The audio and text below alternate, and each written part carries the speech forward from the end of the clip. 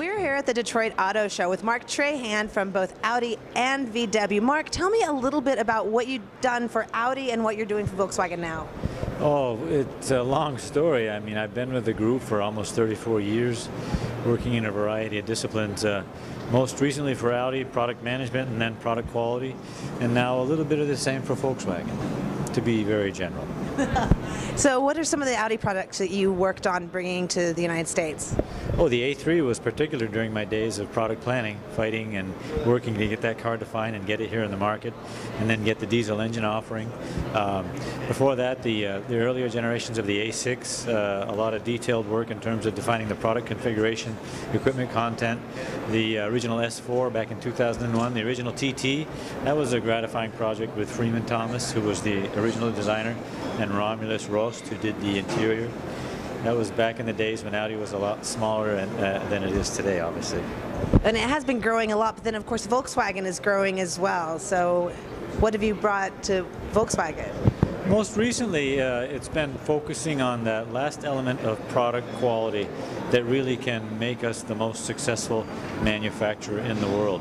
Looking at things like product concepts that influence a customer's perception of quality, such as, are the climate controls simple and easy to operate? Is the seat lever adjustment intuitive? Things like this, as well as the traditional defect and malfunction. Does it break?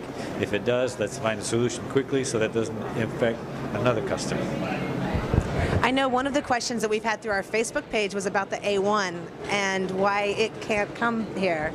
I think the A1 is a car that the brand is just not ready for at this time here in the market. But I think, as you well recognize, there's a growing interest in cars that are smaller in terms of footprint.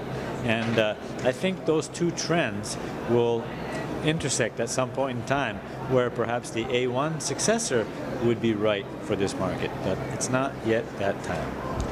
That makes sense. And then in terms of these engines, these beautiful shiny engines, which one is your favorite? Because now there's the hybrid, there's the diesel, there's so many offerings. Oh, how do you choose? I'll tell you what, my personal favorite is the car that I drive, which is a TTRS with a 2.5 liter, 300 plus horsepower, 5-cylinder. But if I were to think in more broad-minded terms, I guess I'd have to settle on the 2-liter TDI, the latest generation that we have in the Passat. It's really an advanced engine, abundant amounts of torque, which is perfect for this market, but it's really green, a low CO2 footprint, very good fuel mileage. In the Passat application, you can get over 800 miles to a single tank of fuel. That's so amazing. Well, it seems like the quality of Volkswagen has gone up so high, and of course Audi has always been a premium brand, and it's really sort of raising the bar of what buyers in America are expecting for themselves. But what about the premium, compact? Is that something that you see as being difficult in the United States still? Well, I think we are already there with cars like the Jetta. If you look at the multitude of the variants and drivetrains that we offer, nobody else has that. We've got the first turbocharged hybrid, which even critical journalists like Mr. Healy from USA Today said, why can't other hybrids behave like this, We've got the TDI.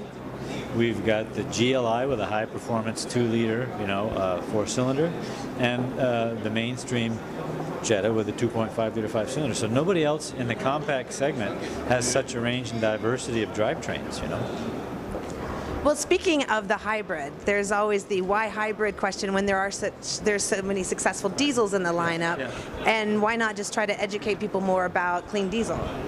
Well, the best thing is we can do both. So why not and try to get as much market share as we can, because at the end of the day it is about having as many customers in your portfolio as possible, and we've got the ability to offer a groundbreaking hybrid that offers the performance that no other hybrid does, and we can also offer a diesel. Different people like different things, so there we can offer a portfolio to our customers that, again, I don't think any other brand has. That's true. Well, thank you so much for talking with us today. You're very welcome. Thanks for the interest.